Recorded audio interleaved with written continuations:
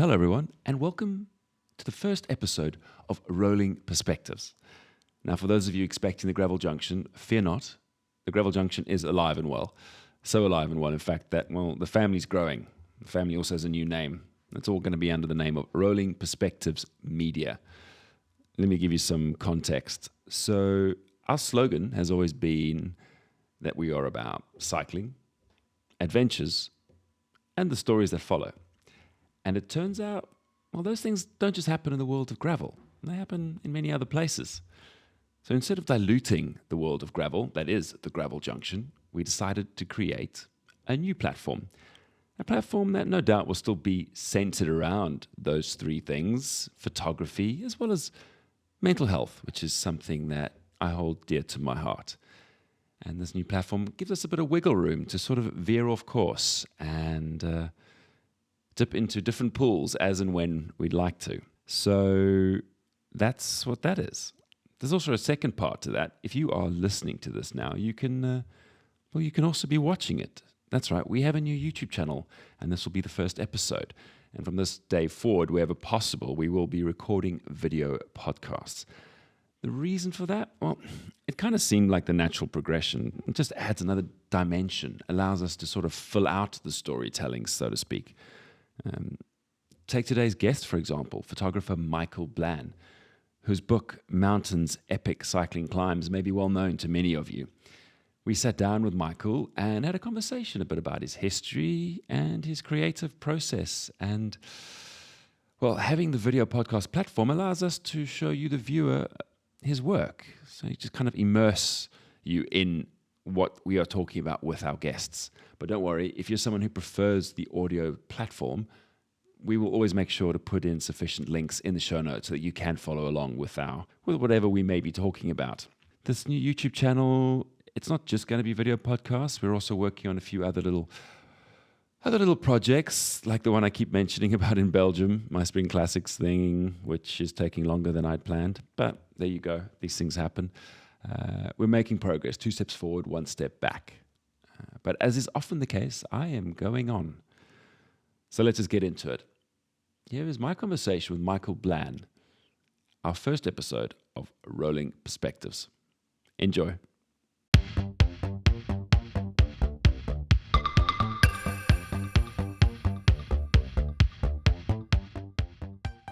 So you mentioned going to college and art there. Was that something also through childhood? There was always that sort of creative side, or what sort of led you down that path? Yeah, no, I was always really into my art, and it was probably my best subject at art at school. So, and one of the reasons I went to Australia was because I didn't know after doing my A levels what I wanted to do. So it was a good year out anyway. And then when I came back, I decided, right, I wanted to go and do something in art. So I went and did a foundation course, and then went to Kingston University and got heavily into printmaking, doing lithographs and silk screens. And I started using found photos that I found in junk shops, little people's old black and white photos, and putting them into prints and collages. And that my route into photography as well. So then I sort of thought, Right. well, I better start taking my own photos. And that's fed into my Okay. printmaking. Okay, because I was just doing a bit of research for the show, and then I saw, like, after that, you ended up, is it with Getty Images? I see a London creative photographer. That was sort of, can you explain to us a little bit about what that was involved and where that took you?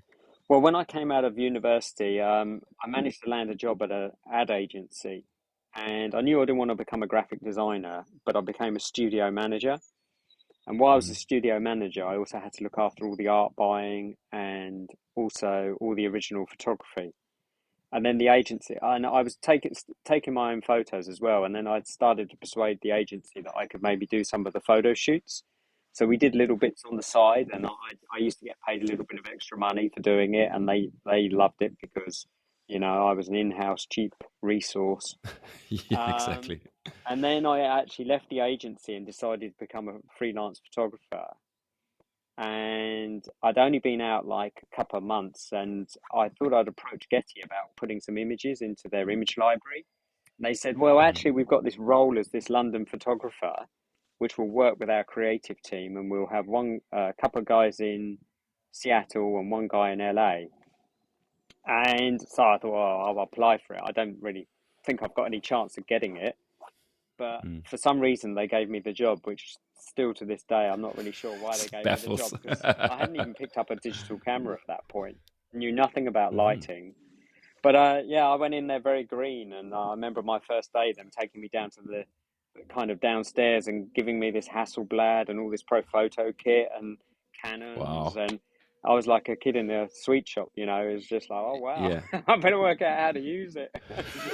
So, yeah, I mean, no. was that a big case of it? Was it a case of like, just we were talking before we hit record, my recent experience at the Spring Classics, that kind of that fake it till you make it imposter syndrome. I can imagine at that young age, it was a case of just like, I've got nothing to lose. Yeah, absolutely. Yeah. So I did basically what Richard Branson tells everyone to do, which is say you Yeah. can do it and work out how you do it, you know.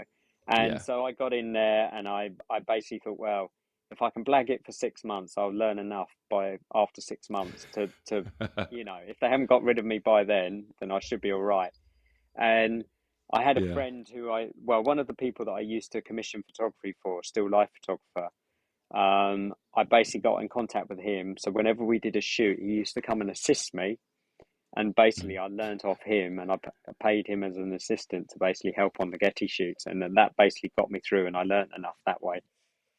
So, Wow. and Okay. but it was great, Getty, because we used to shoot everything from people to sports to dogs to still life, you name it, we did everything.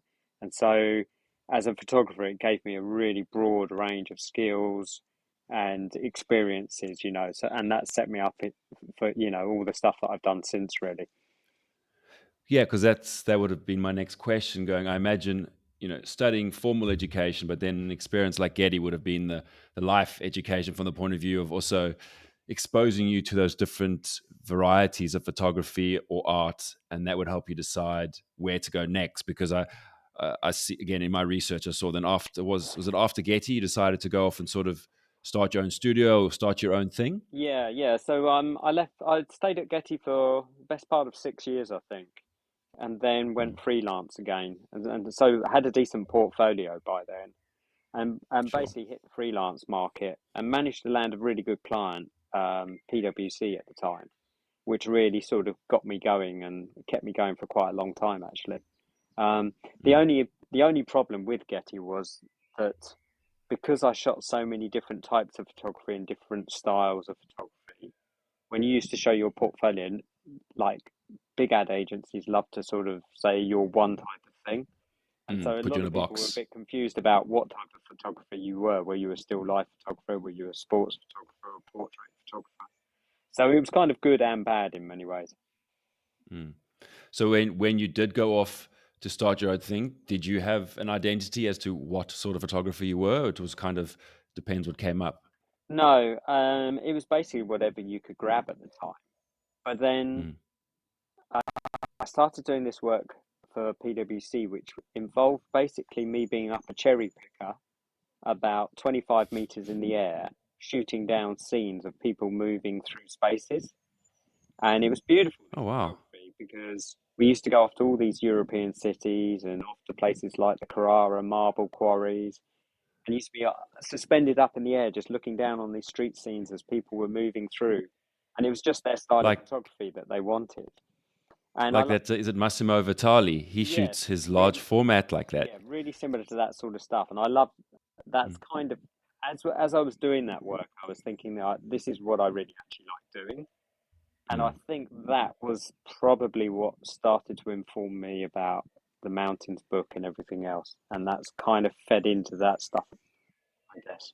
O- Okay, yeah, because that would have obviously was one of the topics I wanted to touch on: mountains, epic cycling climbs, which I think a lot of listeners and viewers here will have seen your work from that particular project. And having just heard you explain the cherry pickers, etc. I can tell. I mean, I don't know if you can see just over my shoulder there is Oh, yeah. my Galibia print Yeah. sits in prime real estate here on my wall. Good man. Um, but you can tell one of the things I love about it is also like Massimo Vitali is you see a medium or large format print and the level of detail, the quality, how you can then just find little stories everywhere Yeah. within the print. And would you say that's something that's for this particular project that was a factor? That was something you were looking to get across? Yeah, absolutely. I mean, the reason I started that project, it actually came off the back of a Shimano campaign that I did, that they wanted some big mountain landscapes. And so I shot them Mm, in this way and they liked them. And then I started to think, oh, this could make a really good personal project. mm, So I then went off and started doing this as a personal project. But what I realized was that all the cycling sports photography up to that point had been done basically by guys on the back of motorbikes who would mm, have 2 or 3 minutes to jump off the back of the motorbike, grab a shot, and it was always based on the action. And what I was interested in, which kind of went back to when I used to watch the Tour de France on the television when I was young, was mm. actually it was these grand landscapes that really appealed to me.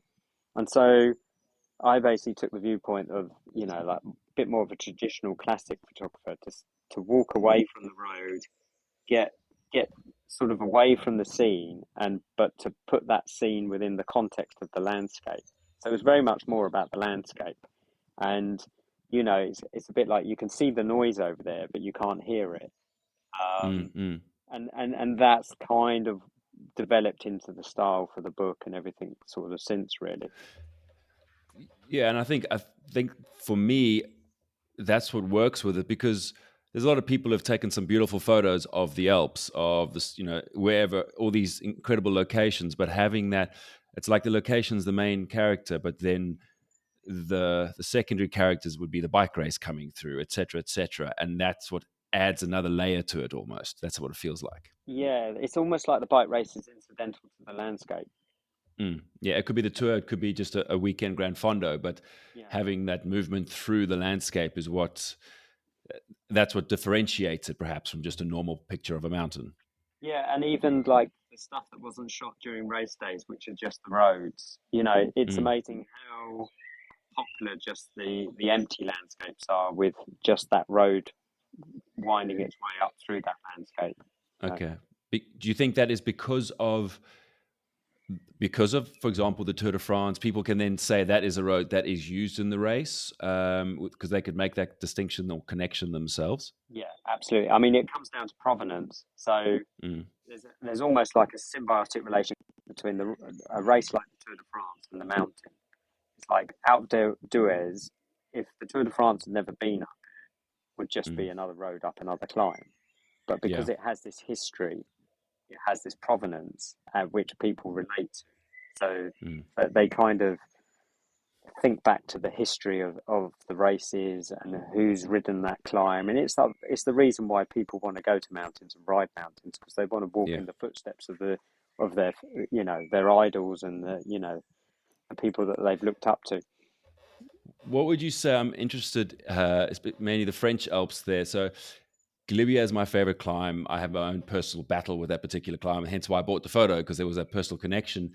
And Alpe d'Huez is the rock and roll climb. But what were your thoughts? It's not the prettiest for me, and I imagine it's one of the trickiest to shoot as well, Alpe Yeah, d'Huez. yeah, absolutely. I mean, I was the same opinion of you as outdoors. It's like a climb you couldn't leave out of the book because it's so famous, but it's actually a very difficult climb to photograph and not the prettiest climb either. Um, my way around that was to go to the opposite mountain and shoot it from afar.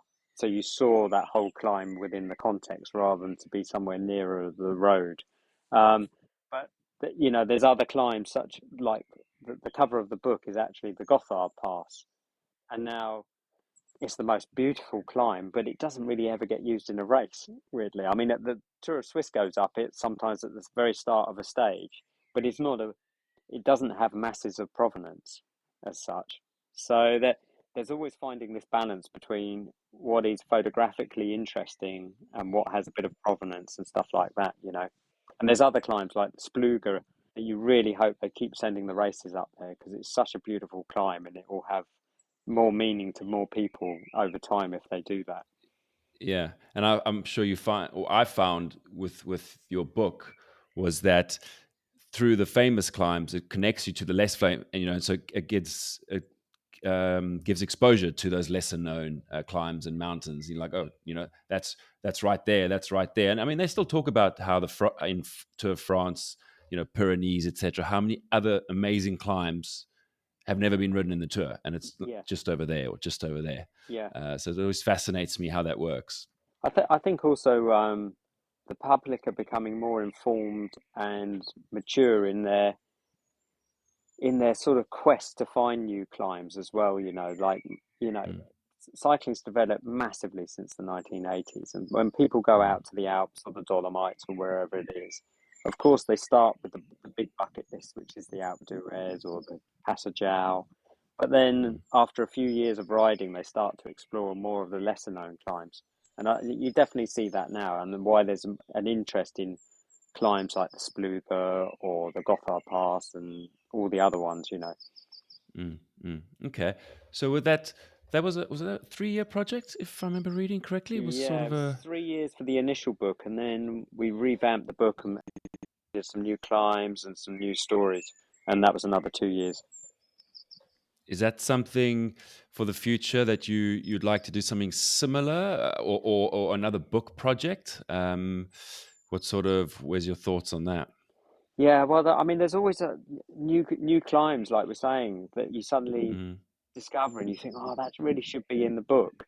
So I think it's one of those projects that will never be put to bed totally. I think, I'll sure. always go out and photograph mountains wherever I am. I mean, last year, ASOS sent me out to California to photograph all the climbs between LA and San Francisco. And, I could easily see doing a book on America or doing a world book or something like Mm, that. mm. So, Okay. so yeah, it's not a closed chapter, that's for sure. That's awesome. That's awesome. And I'm a bit of a nerd when it comes to the gear side of things. We spoke a little bit when we first met at Rouleur Live last year. You shoot, I think, all digital, but those sort of the mountain shots, those are medium format digital equipment, right? To get the definition and the file size you're looking for. Yeah, absolutely. Yeah. So I'm currently shooting on a phase one with a Mm. digital back on that, which is, it's in all intents and purposes a bit like the old large format cameras. It's when I'm photographing, it's tethered to a computer and always on a tripod. So it's a kind of slowed down approach. Even in the mountains. Yeah. So I lug all that up the mountain with me, but So it's worth it's a it. commitment. Yeah, but it's a slow process, especially from the viewpoint where I'm at. So it's good to have that laptop and you look at it and you make adjustments to composition and things like that. So Mm. yeah, you just find a way of working that you like, basically. In fact, I would be interested. sorry, Sorry. I was meant to be going to Nepal a couple of months ago, and I must admit I was in a bit of a dilemma there because I was thinking, can I really lug all this equipment around Nepal, or do I need to actually revise the camera and stuff that I'm looking at Yeah, using? because I mean, I just think now in Belgium, okay, two bodies, but lighter mirrorless systems, and how heavy that gets at the end of the day. So I can imagine with laptops and medium format gear. Yeah. But just one more thing on the book and process. What sort of pre-planning goes into? So you're going to have your list of what you want to shoot as far as location goes. Which mountain range, etc. Are you going out there ahead of time? Are you doing a few trips to scout, or you kind of just go right? That's my weather window. Take all my gear and hang around till you get the shot you're happy with. I mean, when you plan a trip, you obviously want to go out there and come back with some good shots. Mm, But there's a lot of pre-planning in terms of trying to just scour the internet to see which angles are there. And obviously, with Google Maps, you can then start to work. Well, the sun's going to rise there, come over there, mm, and so you can start to plan where you might walk and things like that, and where those viewpoints. But it's not until you get out there that you really understand the lay of the land. yeah, Um, sure. and obviously, there's a lot of drone photography out there now, and that kind of skews it because you think, oh, that's a great shot. But I don't use drones, never have done. I've always walked Mm, and found my spots. On one occasion, I used a helicopter over the Dolomites, but that was actually for a commission. mm, And it's kind of weird because a helicopter kind of worked, but it's still a bit. it's still not as controlled, and I don't know. Yeah, I guess just controlled as when I'm walking, taking a look, waiting for a moment. You know, you tend to fly around and shoot everything, and then hope there's something good at the end of it. Yeah, Um, because I mean, 'cause from what I'm hearing or what reading between the lines, there, it seems like you have a process and a process. Because I was reading, and you had an interview then that said your mantra: do what you believe and disregard everything else. As yeah, far as not following trends, doing that, and tell me if I'm putting words in your mouth, but your hiking and that effort and slowing it down is part of your process, and being authentic to that is an important thing. yeah, absolutely. Yeah, I mean, it's something that has developed as well. So it's a process that works for me. I'm sure it wouldn't Mm, work for most people. But yeah, I mean, it is a big effort as well. Like a lot of times you go there and the weather turns and you've got visibility of a few hundred feet and you can't get anything. But then there's obviously yeah, those beautiful moments where, it all comes together and you sort of nail a beautiful shot. And, and you can go there and plan as well. You can see where that light's going to be and you think, well, if I walk another 100 meters higher, then I'll see just over that crest and that range of mountains beyond that. So, mm, that I think that's what you get from walking and being slow is that you're making a lot more fine judgments about that composition generally and the yeah. light. Whereas when you're flying a drone or in a helicopter, it's not the same. You're slightly detached from it, I think. Yeah. So would you say advertising photography is your sort of your main business, so to speak? Yeah. Do you find you have quite a bit of freedom from clients who are looking for your look in their project, or what's the kind of your experience with that? Yeah, I mean, I get a lot of advertising work simply because through the Getty stuff and through being an advertising photographer, Mm, I'm a slightly different mold in terms of the commissions that I get. So they are more advertising based that tend to be lit with flash lighting and stuff like that. mm, Um, and so, yeah, I definitely get booked because I have that experience and that skill, which a lot of sports photographers, they're obviously shoot races and that, but would be maybe struggle a little bit more in a studio environment. And I think also when you've worked that way, you come to shoots in a different way. You come from, okay, we've got to shoot a guy on a bike, but then how do you make that look interesting? What can we do with the lighting? What can we do with mm, the setup and stuff like that? So, like we did a shoot a couple of years ago for Le Cole, and the whole shoot was based on Edward Muybridge and that thing. So we built a whole set with that kind of grid light structure, lit it, mm. and it's very much a sort of collaborative process between the art director in the ad agency and myself, and what I can bring to them and help them basically realize that. Yeah, I'd be interested to hear your thoughts on. We're not going to go down the social media current state, but sports photography, and I'm going to focus more on cycling here now. So a few years ago, it was advertising, photography, etc. It was a lot more structured, as you say, as far as lighting, and the production seemed bigger. And what you seem to be seeing now, and I think that's an effect of social media, a lot more shoot from the hip, a little more edgy, raw, natural light, etc. And some of it's beautiful work. Like I really do, it does appeal. But I do wonder what that's done. And a friend of mine made a comment where you end up with throwaway campaigns, if that makes sense, where it's sort of quite quick, ends up on Instagram, little square, moves on. Has that diluted uh, maybe the quality or what the worth of photography, if that makes sense? What people can charge because there's someone who's got a camera and a flash, and they'll go and charge a tenth of what you will, and it works for Instagram, if that makes Yeah, sense. I mean, I think it's just a sign of the times, It's like the world we Mm, live in is like a campaign that, I mean, previously when you used to shoot an ad campaign, it used to be present for 3 or 4 months, and whereas now things are being shot for basically social media posts, and they mm, have a very short shelf life. So I understand it from a client point of view that you can't invest so much money into something that doesn't have a particularly long shelf life. Mm. Um, and it is a shame because, yeah, I mean, it's great when you see a really well executed campaign that's been shot beautifully and everything else. Um, I think it is just a sign of the times, really. Yeah. So, Do you think there's there's space for both? Like I take my experience now with what I'm doing with the Gravel Junction and writing and storytelling. That I take this app Substack, for example, where it's subscription based. People are coming to this platform to read about what that person has written, and they don't rely on the algorithm of, let's say, Instagram. So the one is a lot more curated, where you have people who are coming, they've come to find you, so to speak, and that falls into things like the printed book prints, because we're going to touch on this, but if you go to your website, amazing, you can see all your prints and the book.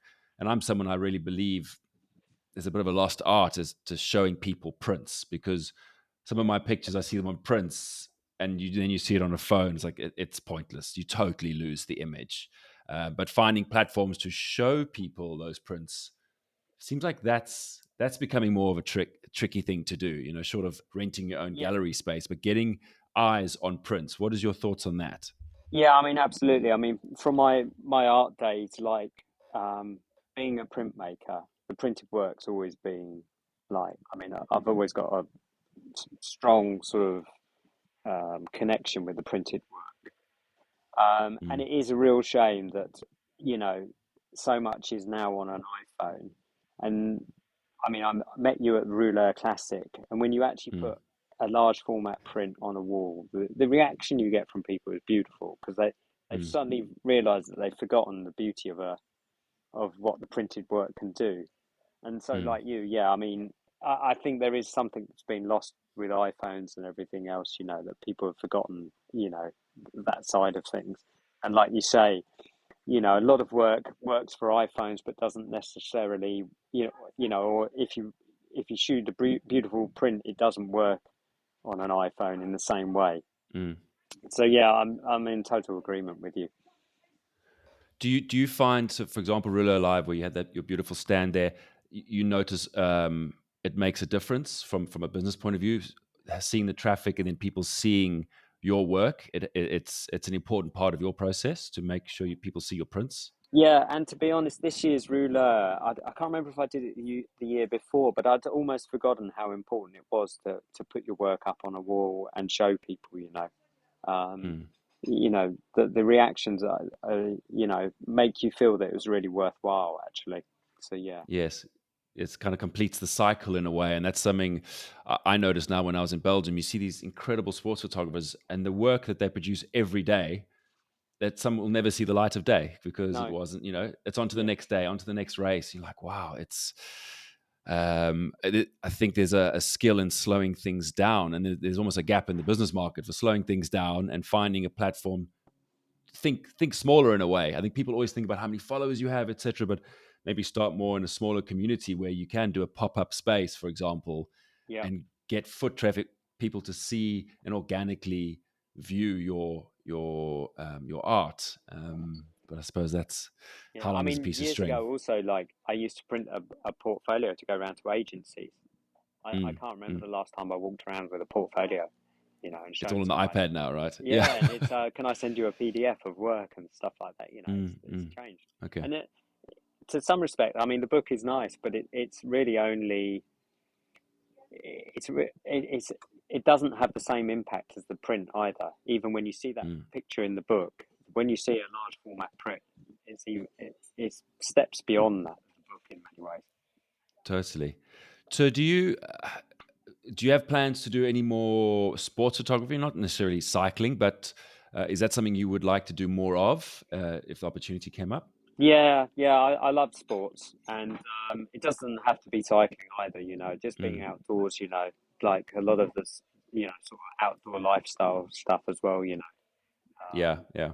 yeah, it's where my heart is. What would be advice for? I notice there's a lot of people trying to get into the sports photography, but from more of a artistic reportage sort of way. What would be some advice for how people to go about it, because when we started talking, you mentioned, of course, there's formal education, then there was the Getty experience, but it almost seems like those sort of apprenticeship avenues aren't what they used to be. What No, would be a good way to move forward these days?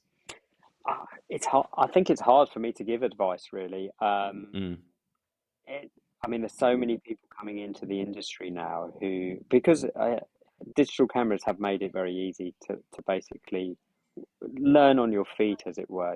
Before, when you used to get film and stuff like that, there was a bigger outlay if you screwed it up.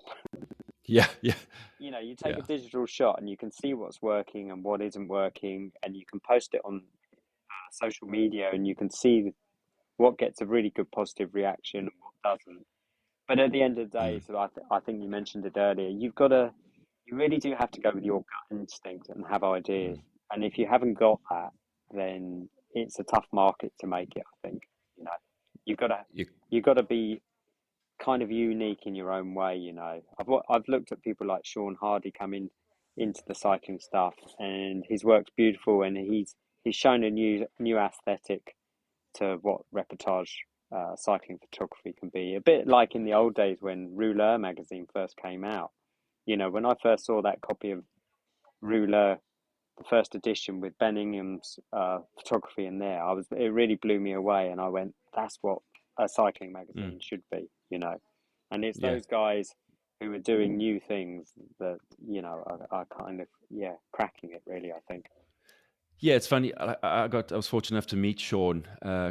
We'll work with him a little bit now in the Spring Classics, and we bumped into each other regularly. And his work is something that stuck out way before, on Instagram, and seeing his work and digging a bit deeper, because as being brave enough to try a different angle, the particular lighting, and just owning that look, because that's what resonates. And that's, I think, from a personal level, that's definitely something I'm trying to do with my photography, because I'm a bit of a romantic when it comes to especially cycling, and the original Rafa campaigns and Rouleur and those sort of things. Those they were emotive in many ways, and Yeah, I think some of that's been lost. But there are people now coming into the space who are owning their identity, and there's a market for all of it. That's what I've also realized. The cycling is such a tiny, tiny market when you actually look at the grand scheme of other sports, other markets. So there's definitely room for growth. That's why I'll be fascinated when this Netflix documentary comes out, yeah. how the effect that'll have,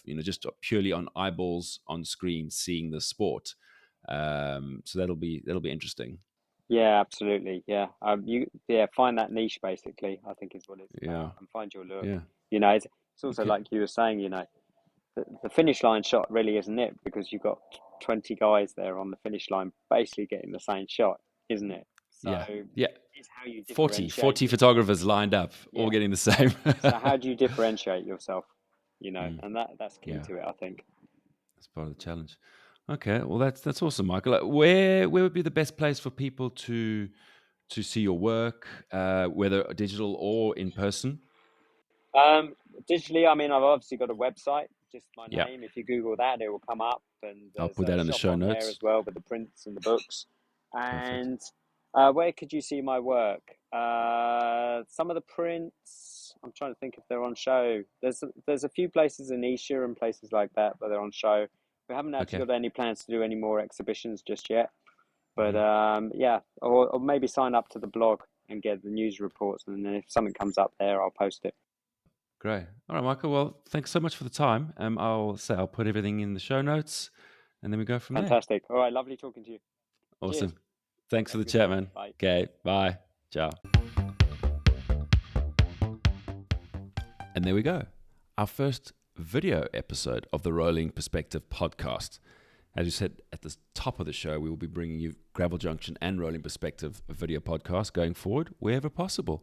Bit of housekeeping while we're here. Have a look at the show notes for links to Michael's work. Get one of his prints, get his books. His prints are incredible. I could recommend the prints. Also, we have our Rolling Perspective newsletter on Substack, which some of you may have seen some of my articles on and pieces I've been putting up there. We only plan to add to that, and we'll be putting the podcast up there as well, so you can find everything in one place. Or just listen where you always have on the Gravel Junction on your favorite audio platform. But that's all we have time for now. Hope to bring you another show soon. Until then, as always, you keep writing. We'll talk soon. Bye for now.